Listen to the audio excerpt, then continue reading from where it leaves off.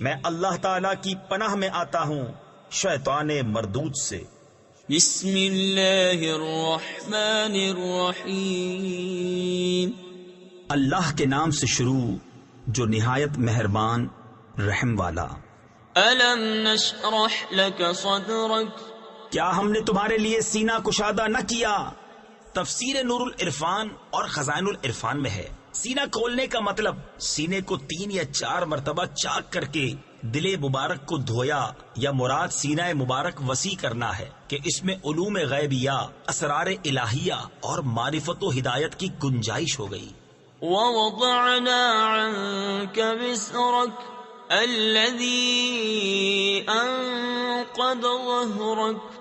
اور تم پر سے تمہارا وہ بوجھ اتار لیا جس نے تمہاری پیٹھ توڑ دی تھی۔